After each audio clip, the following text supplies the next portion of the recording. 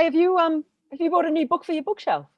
Yeah, it's the Vision 1985. Not just because it's the year I was born, but that's when India beat England last, or England beat India in Chennai last. So I can't find it though. You absolute idiot. The 1985 version of Wisdom is all the matches from 1984. Oh, Don't you know anything? damn, clearly not.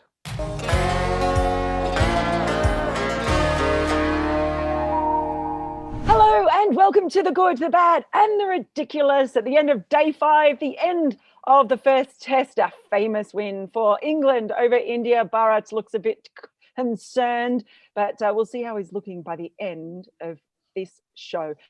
Straight into your nominations. There have been so many good ones, as you can imagine, on this day. Now, I'm going to go through a couple of these together because they're all on the subject of the great Jimmy Anderson. Anna Forsyth says, nominating James Anderson for all 3 categories of good, bad, ridiculous. The bad meant in the 90 cents as it actually means good. Like, he's bad. He's bad. He's bad. Bad. McAllister Riptide says, is Jimmy's bowling all 3 ridiculously good and bad for any gentleman of late 30s vintage like myself who can barely crank up for a light jog in any conditions, never mind subcontinent? And Akash Bang nominates as good the cloud that helped Anderson bend those in-swinging jaffers. See, that's it. Clouderson, James Clouderson, he's overrated. He can't play in Asia, can't get wickets in the subcontinent, and he needs clouds. He's only good in England, really. That pretty much sums him up, doesn't it? It's like he went, stuff you, all of you who said that all this time. That was unbelievable. That's one of the best overs I reckon I've ever seen live when he took those 2 wickets with that amazing reverse swing. There was no cloud up in the sky, but there was a halo around Jamie Anderson because he is special. He's so special, isn't he? And I've never understood this criticism of James Anderson and what he's not done away from home. I remember he was instrumental in England winning in India in 2012-13, even though the spinners won all the plaudits. He was brilliant with the new ball, brilliant with the old ball. And yeah, you could not, they couldn't, Rahane and Shubman Gill could not have done anything. You could have been so he got rid of a set batsman and a batsman who had just walked out in the middle. And Rahane could easily have been given LBW. And Anna said, he is bad. And for me, the goodest thing about Jimmy Anderson is even at 38, even after 600 test wickets, he still celebrates his wickets the same way he did when he was a kid, right? He's still leaping up in the air because we've seen, right? Fast bowlers, when they age and they still take wickets, Courtney Walsh also settle down. They're not as expressive, but Jimmy Anderson's still leaping up in the air. And wow, yeah, what a bowler. What a great bowler and what a great performance.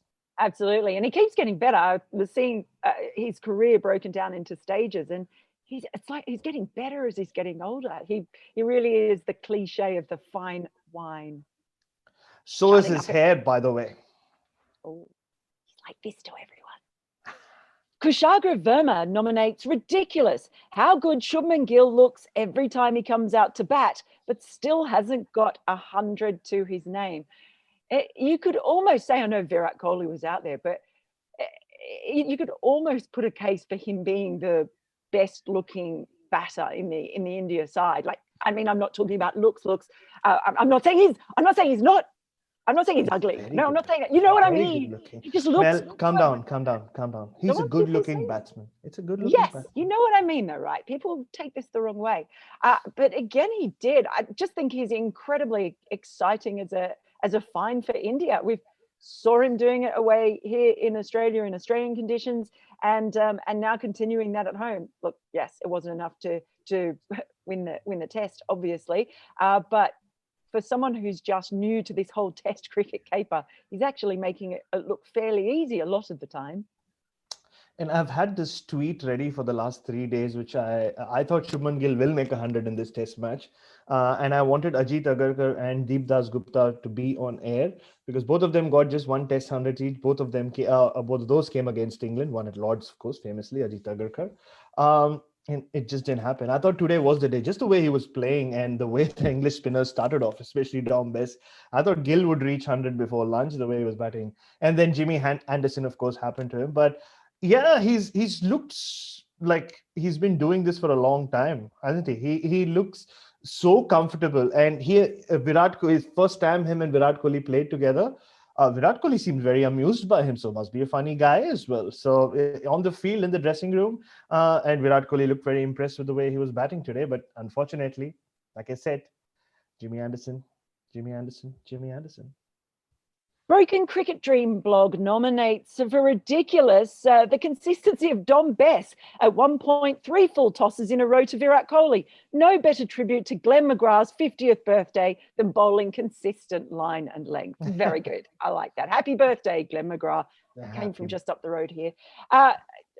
Dom Bess might be, you think, perhaps looking at being rested for the next test. I don't know. We'll see. I mean, he's had his ups and downs in this test, and that was always going to be the case. He's a young spinner. He's still learning really his craft at the top, and he's had his good moments. He's taken some wickets with fairly ordinary balls, but as we discussed earlier in the week, sometimes that comes because of other things you've created around it. He's bowled one really good ball to take a wicket as well. And it's funny how this test has sort of flipped, where everyone was like, oh yeah, Dom Bess looks okay. Oh, Jack Leach, yeah, rubbish. He's getting hammered by Pant. And now in the second innings, it's like, Jack Leach, Peach Leach, Peachy Leachy. And it's all like, oh yeah, that rubbish Bess. It's no more simply the best. So it's quite funny how things turn around, perceptions turn around in the space of a few days in Test cricket.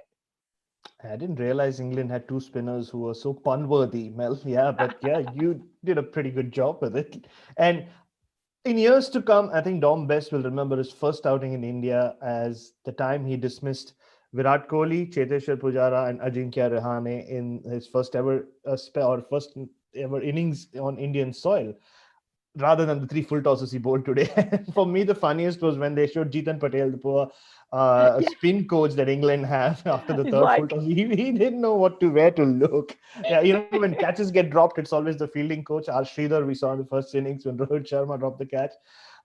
So yeah, look, till the time he keeps taking wickets, I don't think England will be too bothered with how many full tosses he bowls.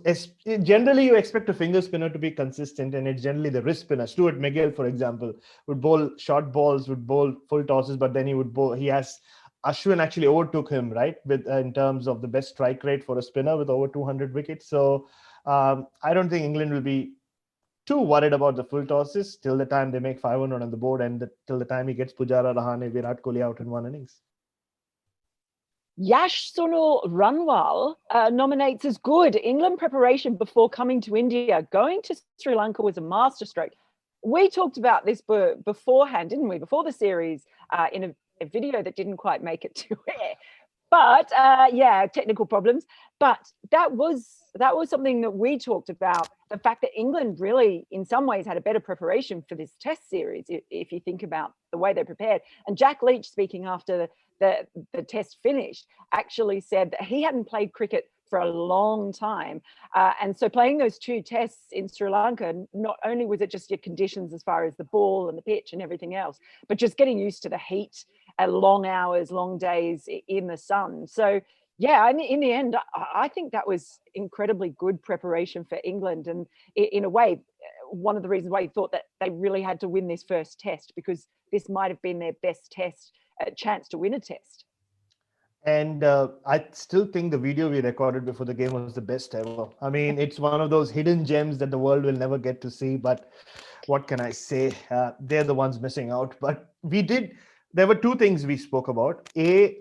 We spoke about how the Indian Test team in Australia had got more time to prepare than most Indian visitors in a long time, because Rahane and Pujara and Ashwin had been there for a month before the first test. Similarly, here, England got to go to Sri Lanka. Not similar pitch conditions, but at least weather conditions. That too, going from Galle to Chennai, the weather doesn't change much. So they got properly acclimatized. And in the past, England would use the other strategy, right? The England Lions would travel with the English guys so that midway through the series, they'll get a route or a fin like they did in 2012 and get them to play. But this strategy works. And we've seen That's the one good thing with England, though, Mel. Even in the past, last time around, they went to the UAE, had a camp before coming to India. It didn't work out, but they're generally a well-planned team. And like we've seen in the last 2 months, if you have your plans, if you're executing them well, and if you don't listen to all the outside noise like England didn't yesterday, you can win away from home, and they've done it famously here.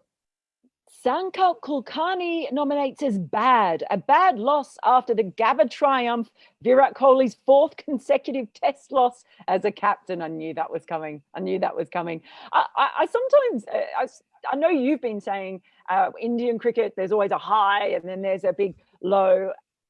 But at the same time, I don't know if that's Indian cricket. I think in a way it's quite not predictable, but understandable for any team when you come off such a euphoric high of a season like that. And they came back to India and they were still doing interviews and features and on everything in the lead up to this test that was still talking about the win in Australia. So to be able to then switch your focus to this really quickly, maybe that was a bit of a challenge. Maybe it was a bit of a factor. Virat Kohli talked about the mindset.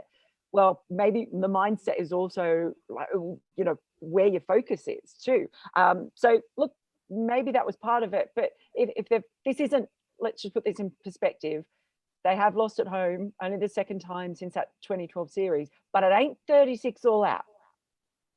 It ain't 36 all out for sure. And another thing that was in that hidden gem of a video is my prediction that India will lose the first test because, like Mel said, Indian cricket scripts are written in Bollywood, right? And that's how Indian cricket has been, Mel. I remember back in the day when I was covering a lot of Indian cricket, if India started winning a lot and say 6 months of just winning games like they did in 2011, the interest begins to dip. You need that one big loss to suddenly for the interest levels to grow.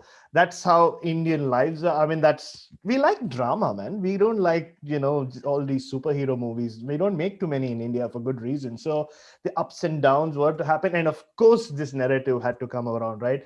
Do we really need Virat Kohli as captain? Why can't Ajinkya Rahane captain? I also saw the flip side of it. Ajinkya Rahane, does he hold his own place as a batsman in this side? Like, is Ajinkya Rahane the Mike Braley of this side? Nobody said that, but that's just me. But yeah, I mean, I expected this to happen not because of skills or not because of pitches and Virat Kohli and Ashwin, but that's just how Indian cricket is. After the high comes the low. Preordained. Anurag nominates as ridiculous. Kohli and hundreds, so deeply in love until just a couple of years ago, seem to have completely broken up. Talk about Bollywood dramas. Is this one? What do you make? Yeah, I mean, it's going to be the way that cricket fandom sort of picks up and drops the four batsmen. The Fab Four. Now roots back. Is anyone going to drop Virat Kohli soon? I hope not. Yeah, I know. But there was a period where he was scoring hundreds for fun. But that's how cricket is, right? Like you look at, especially once you go past 20 hundreds or 25 hundreds. I remember with Alistair Cook, there was always this talk, will he go past Tendulkar? See, in India, the only fear has been nobody should go past Tendulkar, especially not a non-Indian. So it was Ricky Ponting to start with. And of course, he fell away. Then it was Jacques Kallis. Then it was Alistair Cook. But that's how cricket works. Test batting works. You can't keep scoring hundreds, and every batsman goes through a lull where he doesn't get hundreds, and then like Joe Root, you get 3 in 3 weeks. So yeah, I think it's just one of those things. I don't think they've broken up completely. They're on a break. On a break. They're on a break. That's all. On a break. They're still in touch. Yeah. In one day cricket. He might ring up and give 100 a booty call and come on over. Saptarshi Paul nominates as good the luck that England had with the toss. Kohli needs to practice his coin flipping skills. There's two things. The coin toss, in a pitch like this, the toss does actually probably have a disproportionate effect than it would in other places. The second thing is that if you do win the toss, you've actually got to make the most of it. And with that first innings by England, they 100% made the most of it. So yes, there's some luck, but luck is only an opportunity, and it's absolutely what you do with it that matters. And Joe Root in particular did everything right and was supported by a lot of his batters on the way. So you make your own luck a little bit. like you said, luck is an opportunity, and you just have to look back to what happened in the Australia series. Tim Payne won three tosses on the trot, had the best of the batting conditions. Australia really messed up in Melbourne. They had an opportunity to make 400, 450 in Sydney and in Brisbane. They just did not do that. They kept the door ajar, and India and Rishabh Pant just like slammed their way through and made a match of it and won in the end at the Gabba. That's how Australia lost the series despite winning the toss. So full credit to Joe Root and England for not stopping at 300 or 350 or 400. They went and made 528, and then their bowlers did the job, getting 20 Indian wickets. I personally did not believe they had enough time, but they've done it in style. So, like you said, it's not just about what happens after the coin, it's actually about what happens after the coin toss. Yeah, I think a few people who were criticizing Joe Root might be being a little bit quiet today. I did say if it comes off, he'll look like a genius. And Debajit Ghosh nominates as ridiculous. Even the Stumps wanted the match to end early, just like all the Indian batsmen. That was superbly ridiculous, not knowing what was going on. And especially because they've had this fake crowd noise, it was like they weren't sure what noise to play. It was like, hang on, are we playing for cheers or what? You just didn't know. At least if you had a real crowd, you might have been able to get some proper reaction off it. But that whole thing was just crazy. And I think it's the square leg umpire's fault because it's not just the bail falling. The stump wasn't straight. When you saw the side angle of the replay, see, it's generally the square leg umpire's job to go and make sure that the stump is like stumps are in place. It was just weird. It rarely, I've never seen it happen in international cricket. It might happen at junior level cricket in the Saka, but very occasionally, if you have a green shirt, new umpire, it happens. I've been guilty of it in the past, and the pitches are dry, but it never happens in Test cricket. And yeah, Joe Root and Ishan Sharma was like, yeah, you kicked the bail. No, I didn't. It just fell off. They seem to be having some banter in the middle. It's just strange. My thing is, at times when Jofra Archer runs and even the stump goes little. Like, yeah. Oh no, nay. I don't want to face it. The stump was terrified. You can't blame it. It had been punished enough by Jimmy Anderson earlier on in the day. Enough's enough. Oh, that's what it is. Like, so Jimmy Anderson bowling at 132 kind of kissed the stump and it went flying. But with Jofra Archer running, it was like, oh, bachao! Stay away from me. Okay, on that note, it's time. What was your goodest thing for the day? Jimmy Anderson. What a brilliant bowler. You can just watch videos of him non-stop. Like, you can spend days just watching Jimmy Anderson bowl. We've seen him do it in England. We've seen it do it everywhere in the world. But just the way, like reverse swing, we've always associated with fast Yorkers with Waqar Younis. But this was just beautiful what he did today. Yeah, full ball, beating a set batsman and a not so set batsman. That was the right answer. Now, your baddest thing for the day. My baddest thing for the day, I guess, would be the Indian top order just not hanging in there. Rohit Sharma has had a not so good test match. Ajinkya Rahane's form with the bat after that 100 at the MCG has kind of dipped.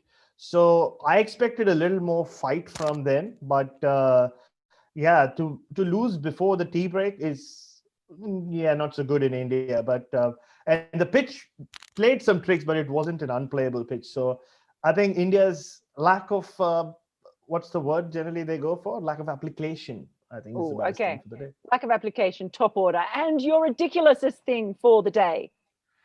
It was the umpires bickering after that dead ball. After the bail fell off, because I've never seen it happen before with the third umpire and the umpire. I think it comes from familiarity as well. We saw Tim Payne and Paul Wilson, who know each other really well, go at each other. That was captain and umpire. But when the bail fell off, we could see Shamsuddin, our favorite third umpire, say, okay, Nitin, now call dead ball. And then Nitin, like Menon, I think turned his mic off and he kept saying something to him, bickering. And then finally Shamsuddin went, okay, I will make the decision, not out. And then at the end of the over, there was some confusion because whoever's operating the scoreboard had picked up on the dead ball call. And it showed 5 balls done in the over. And then Nitin Menon had to correct it. And it was a mess. Like, it's good to see umpires bickering on and off. But yeah, that for me was the most ridiculous thing of the day. Well, it was a ridiculously entertaining test in the end. We've enjoyed watching it. I hope you've enjoyed watching it with us. We're going to be back. I might have a few extra videos for you in the next couple of days, so watch out for that. And we'll also see you back for more Good, Bad, Ridiculous in the next test. So please subscribe and like, and we'll see you soon.